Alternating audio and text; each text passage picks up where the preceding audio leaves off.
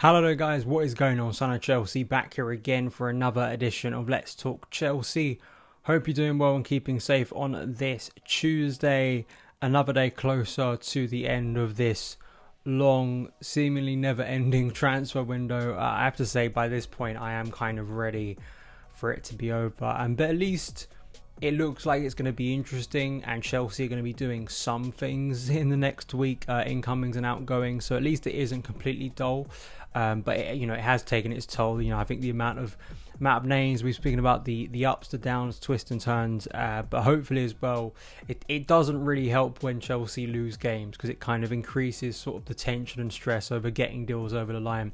But in today's video, an update on Wesley Fofana, kind of some reports now that Chelsea are not willing to go any higher than their bid that's just been rejected. What does that mean for this potential pursuit that's been going on for many weeks now?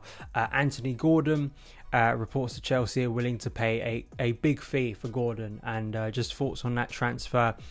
And Leao as well, Aubameyang, some of the names, and kind of this general discussion over whether new signings are actually going to make that much of a difference to the problems facing Thomas Tuchel at the moment. Before we get into any of the stories today, I want to ask you guys, if you haven't already, hit that subscribe button and a notification bell so you don't miss any of the uploads on the channel. Also hit that like button because it helps new people find it as well. But let's get into it. Firstly, with the most recent story before I came on to record this video, regarding Wesley Fofana. Reports coming out today from The Athletic, but also John Percy from The Telegraph, who reports locally with Leicester, that Leicester have rejected a third bid from Chelsea for Wesley Fofana. Total offer understood to be around 70 million, including add-ons. Brendan Rodgers to assess whether Fofana will face Chelsea on Saturday if no further bids are submitted.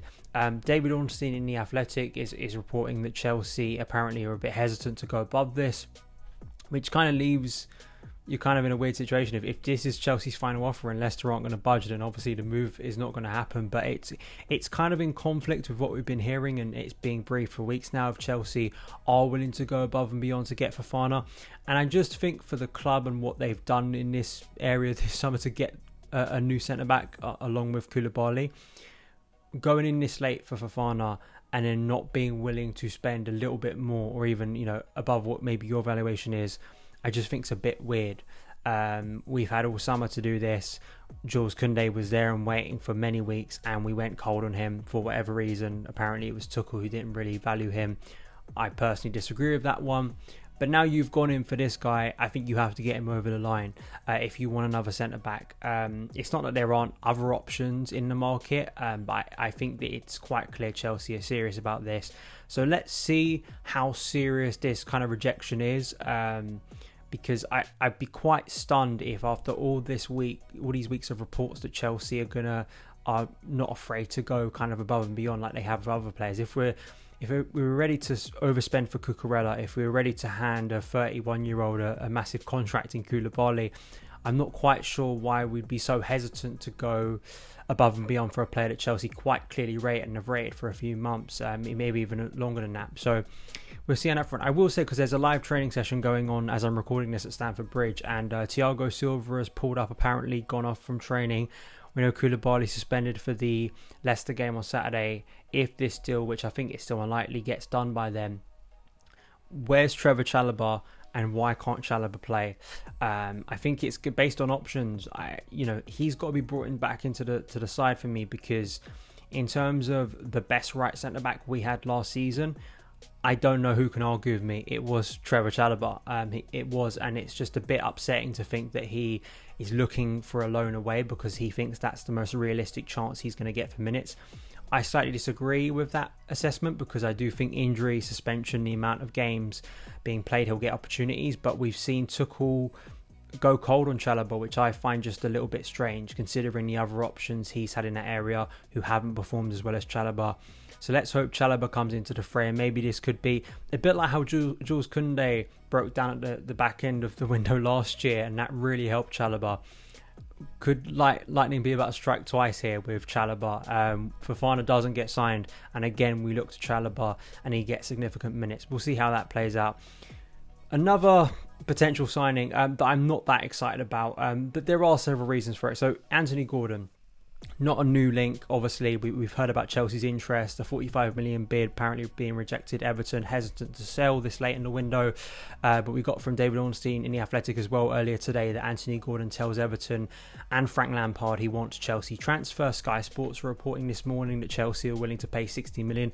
In this Athletic report, it says that Gordon wants to play Champions League football. He also thinks he stands a greater chance of breaking into England's World Cup squad by playing at Stamford Bridge. It'd be 50 million plus 10 million in potential add-ons, and personal terms between Gordon and Chelsea are not expected to be a problem. I've spoken about Gordon before.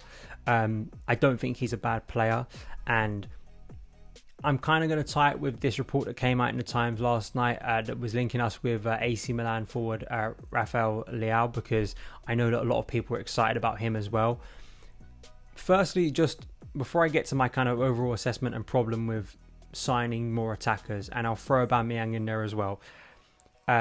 Gordon, the price, I'm kind of getting to this point in the window where I'm like, should I care about how much we're actually paying for these players? Because we've technically overspent for players already, and I just guess at this point when I'm looking across the window this summer, Anthony apparently from Ajax, Man United might spend upwards of like 80 million on him. Morgan Gibbs White going from Wolves to Nottingham Forest for what is quite a hefty fee for a player at his level.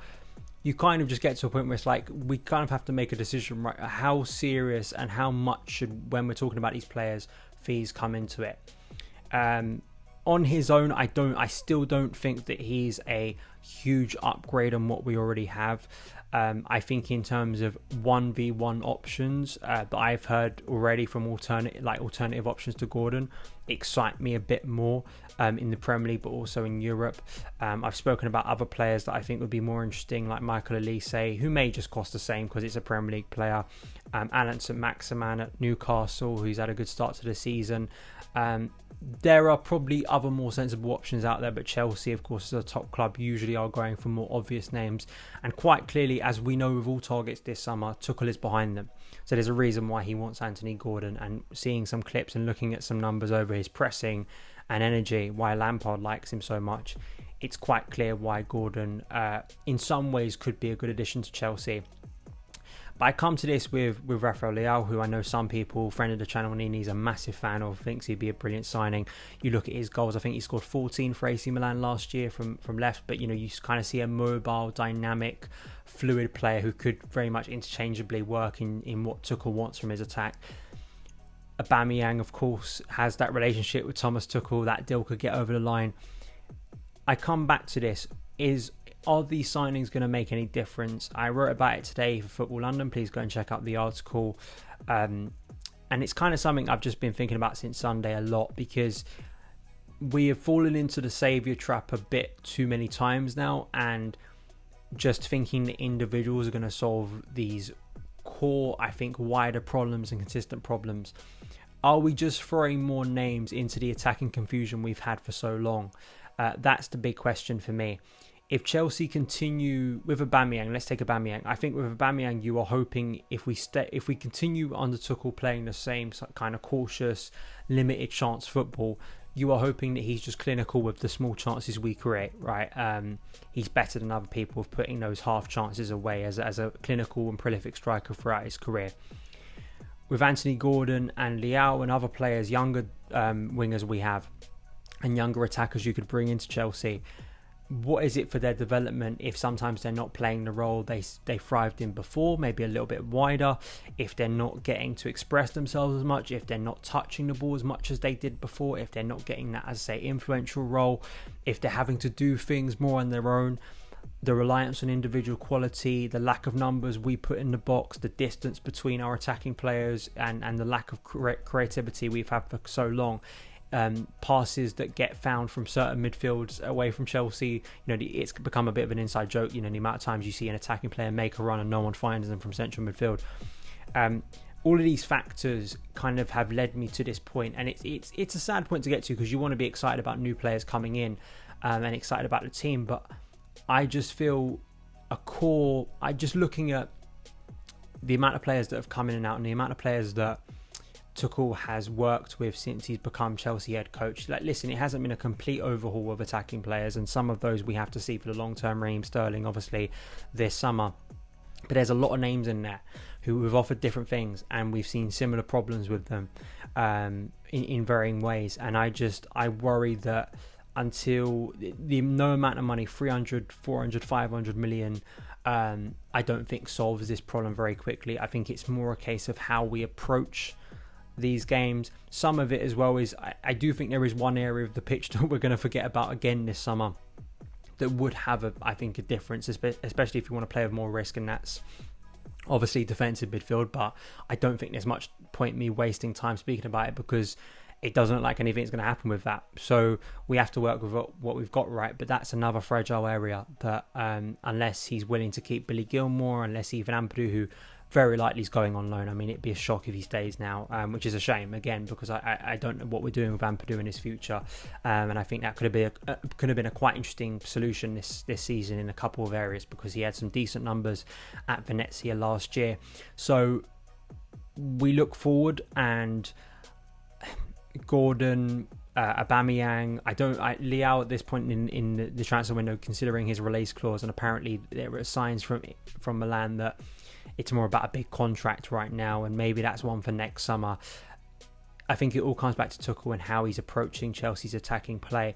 Maybe you guys disagree with me. I'm not sitting here and saying that no one could come in and improve our attack, and it takes and there's no player responsibility here, because I absolutely do believe the player responsibility and players' own performances, as you've seen on the channel when I've been critical of Chelsea's attackers, whether that be Kai Havertz, Mason Mount, Christian Pulisic, Hakim Ziyech.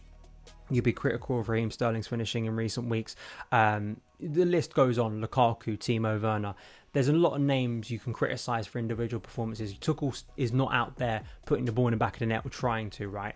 But I do think it's fair to look at structural things and looking at the thin margin for error we have in our attacking play that is so reliant on players taking a limited number of opportunities, particularly when we're getting XG that is and accumulating XG that's really low against a nearly relegated side last season. So let me know your opinions on this. I think it's going to be a busy end to the window, obviously, and I think that in some ways Fofana could be quite an exciting addition, particularly on the right side of defence, because I no longer, it's a campaign now, we ain't seeing Reece on the right side of defence anymore.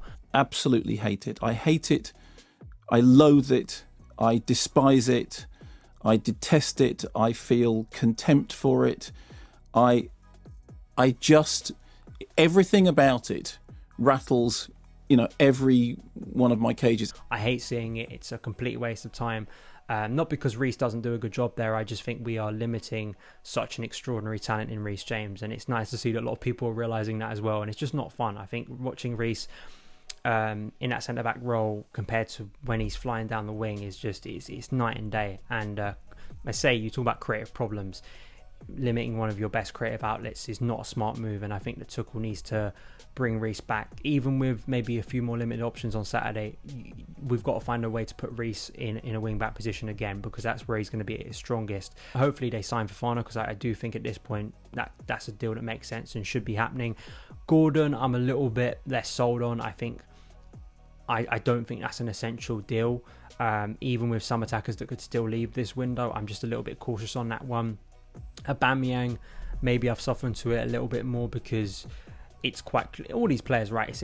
It's what Tuchel wants to see in his Chelsea attack, and he is under he has got so much influence this season with the players being brought. He's being back. You can make no arguments after this window. If he gets Gordon, if he gets Aubameyang, if he gets Fofana, we can have no arguments that he has not been backed by Todd Bowley and Clearlake in this window, because he absolutely has. And then it's on him as a top coach to fix Chelsea's problems. So we'll wait to see until the end of the window. Let me know your thoughts. Give me all of them in the comments below. Go over to Football London. The link will be in the description box below for all my articles over there, so you can read my latest thoughts on Chelsea and other stuff as well. My Substack down there as well. And follow me on Twitter @SonOfChelsea. And I will see you again very soon. All the best. Have a good evening.